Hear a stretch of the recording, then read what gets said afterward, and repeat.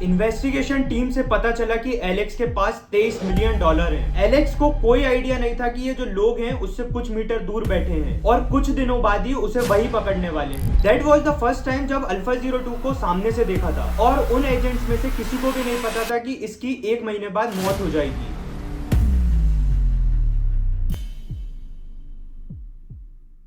Dark web एक ऐसी जगह रही है जिसको लोगों ने बहुत ज्यादा अट्रैक्ट करके रखा है and 2010 was a peak time जहां लोगों को डार्क वेब के बारे में बहुत ज्यादा पता चला और लोग बहुत ज्यादा इंटरेस्ट भी लेने लगे थे और लोगों को पता चलना भी शुरू हो गया था कि डार्क वेब में कैसे क्रिप्टो को यूज किया जा सकता है और इस चीज से फर्क नहीं पड़ता है कि वो चीज सही है या गलत है।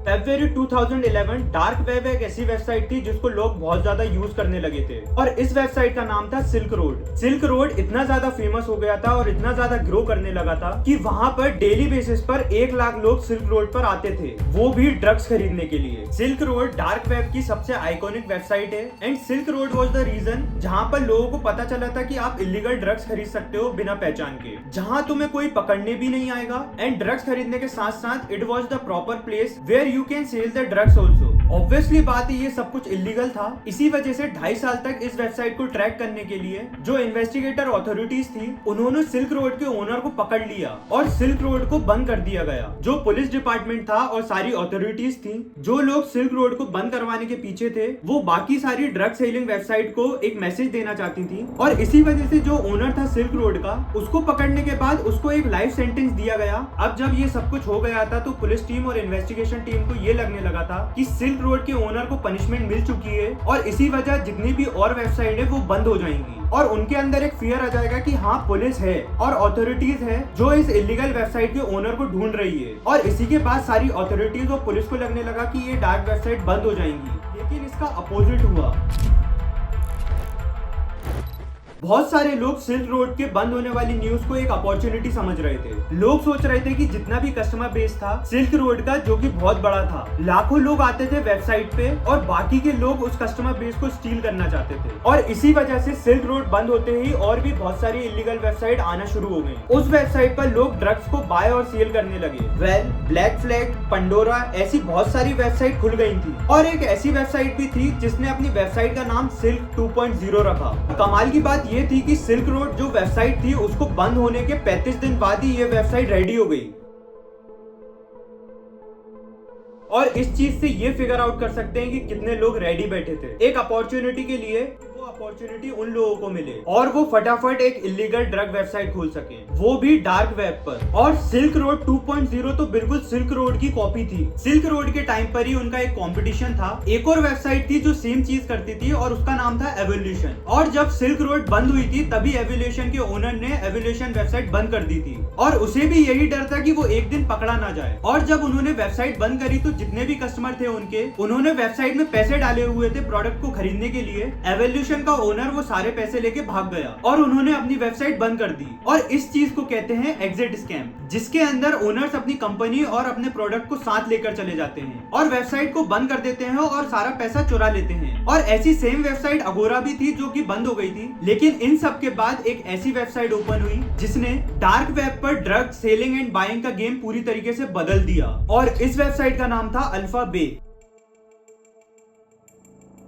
जब अल्फा बे स्टार्ट हुआ था तब चुराए हुए क्रेडिट कार्ड की इंफॉर्मेशन मिलती थी। उसके बाद धीरे धीरे वेबसाइट को अपग्रेड किया गया और वहां पर ड्रग्स, मालवेयर, वेपन्स मिलने लगे। ये सब कुछ वहां पर इलीगल था, लेकिन तब भी इस वेबसाइट के कुछ रूल्स थे। नो हिटमैन फॉर हायर और किसी भी रशियन बैंक अकाउंट की डिटेल्स शेयर नहीं करी जाती थी। अब बात आती है कि खाली रशियन बैंक अकाउंट को ही क्यों छोड़ा गया था? क्या जो ओनर था अल्फा बे का वो रशियन अथॉरिटीज को पोक नहीं करना चाहता था क्या? या फिर वो ये दिखाना चाहता था कि वो खुद रशियन है? No one knows this. या फिर ये एक तरीका था सारी इन्वेस्टिगेशन टीम को जो डिस्ट्रैक्ट करने के लिए वेबसाइट बनाई गई थी alpha bay. It was like Amazon illegal item. उस वेबसाइट पर 3 लाख प्रोडक्ट के साथ 40,000 सेलर्स भी थे। अल्फा बे हर सेल पर 2 से 4% तक का कमीशन लेता था और इन्हीं सारे कमीशन और इतने सारे प्रोडक्ट्स और इतने सारे सेलर्स की वजह से बहुत जल्द अल्फा 02 बिकम अ मिलियनेयर।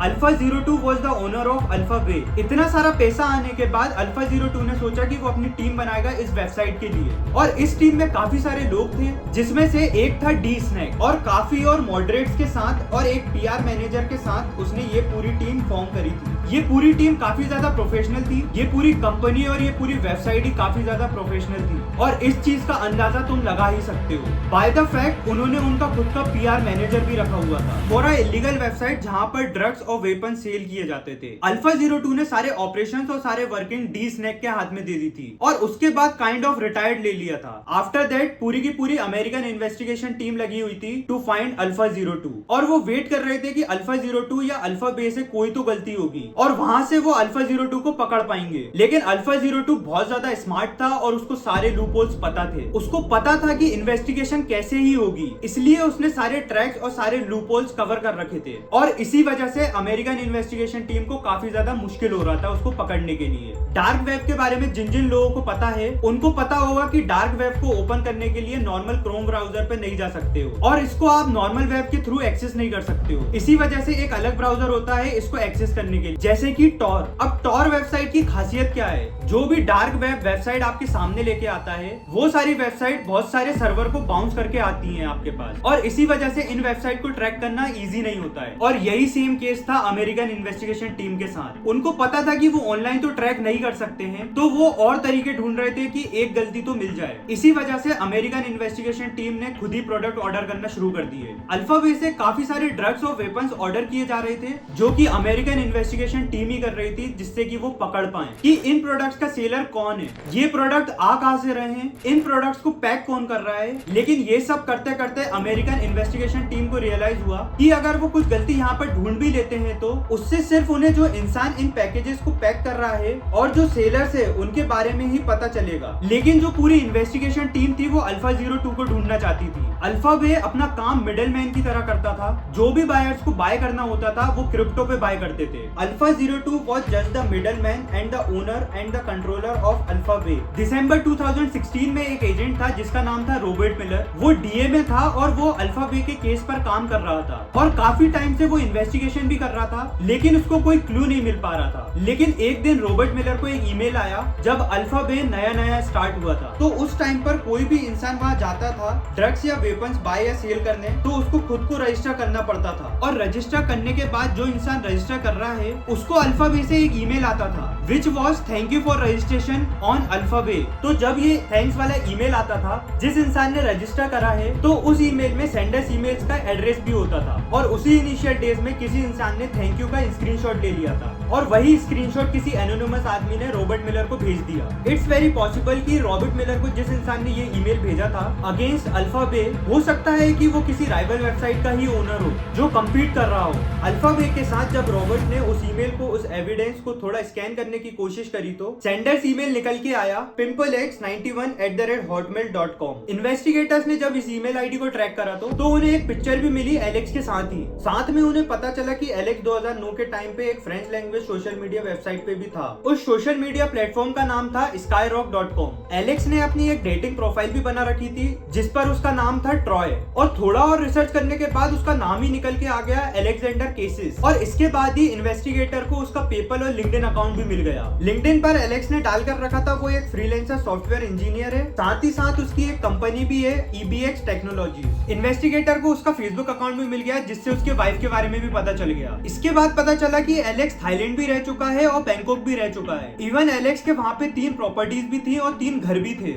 जिसके अंदर से एक घर में वो उसकी वाइफ के साथ रहता था और बाकी के 2 घर थे वो उनके बॉर्डर के पास थे, मतलब कि आउटस्कर्ट्स में थे, और वो दोनों घरों में जाके पार्टी करता था और लड़कियों के साथ रहता था। पूरी इन्वेस्टिगेशन टीम ने उन दोनों घरों का नाम भी रख दिया था इवन, और उन दोनों घरों का नाम था बैचलर पैड एलेक्स। एलेक्स एक पिकअप वेबसाइट पर भी रजिस्टर्ड था। बेसिकली पिकअप वेबसाइट वो होती है जहाँ पे लड़के लोग डिस्कस करते हैं कि लड़कियों को मैनिपुलेट कैसे किया किया जाए। इवन वो वेबसाइट पे जाके काफी ज्यादा क्वेश्चंस भी करता था और लोगों से रिलेशनशिप के बारे में भी जानने की कोशिश करता था। और वो ये सब इसलिए करता था कि उसकी वाइफ के साथ वो सही कर रहा है या नहीं, और इवन वाइफ उसके साथ सही कर रही है या नहीं। इसी के बाद जून 2017 में एक अटैक को प्लान करा गया, लेकिन उस टाइम पर एक ऐसा कोइंसिडेंस हुआ जो इन्वेस्टिगेटर्स बिलीव ही नहीं कर पाए। इन्वेस्टिगेटर कुछ टाइम के लिए बैंकॉक ही गए थे टू फाइंड एलेक्स और बाकी एविडेंस कलेक्ट करने के लिए, और उसी टाइम वो एक होटल की लॉबी में बैठे हुए थे और उसी टाइम उनको एक गेट से आवाज आई और वो साउंड था पोर्श कार का, और पोर्श कार के अंदर से अलेक्जेंडर आया और जो इन्वेस्टिगेटर टीम थी उसके पास ही जाके अलेक्जेंडर बैठ गया।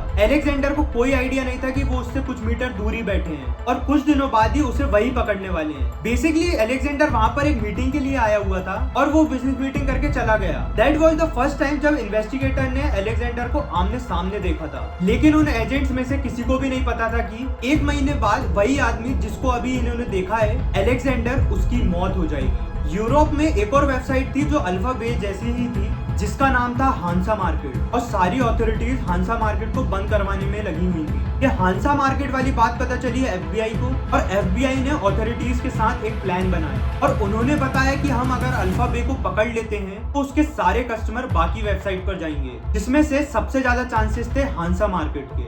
अल्फा बे के सारे कस्टमर बेसिकली हांसा मार्केट पर ही जाते अगर अल्फा बे बंद हो जाती तो इसी वजह से FBI और अथॉरिटीज ने एक प्लान बनाया और उन्होंने एक ऑपरेशन स्टार्ट किया और जिसका नाम रखा बेयोनेट। सारी अथॉरिटीज ने सबसे पहले ये प्लान बनाया कि सबसे पहले अल्फा 02 को पकड़ेंगे, अल्फा बे को बंद करेंगे। इसकी वजह से अल्फा बे के सारे कस्टमर हांसा मार्केट पर चले जाएंगे, और जैसे ही वो हांसा मार्केट की वेबसाइट पे जाएंगे और रजिस्टर करेंगे, तभी अथॉरिटीज के पास उन सारे लोगों की लिस्ट होगी जो इन इलीगल वेबसाइट पे काम कर रहे हैं। अब टाइम आया था अल्फा 02 को पकड़ने का। एक दिन एलेक्स के घर के बाहर एक गाड़ी जा रही थी और गाड़ी ने गेट में इतनी तेज टक्कर मारी कि एलेक्स को घर के अंदर तक आवाज आ गई कि बाहर एक इंसिडेंट हुआ है, और एलेक्स अपना फोन लेके भागते भागते नीचे आया टू चेक हुआ क्या है। जैसे ही एलेक्स नीचे आया, बहुत सारे ऑफिसर्स उसको पकड़ने के लिए आए हुए थे। उन्होंने उसका फोन छीना, लेकिन इन्वेस्टिगेटर्स ने ये देखा कि एलेक्स घर की तरफ भागने की कोशिश कर रहा है, लेकिन वो एट द एंड घर के अंदर पहुंच नहीं पाया। लेकिन सवाल ये आता है कि वो घर के अंदर भाग क्यों रहा था।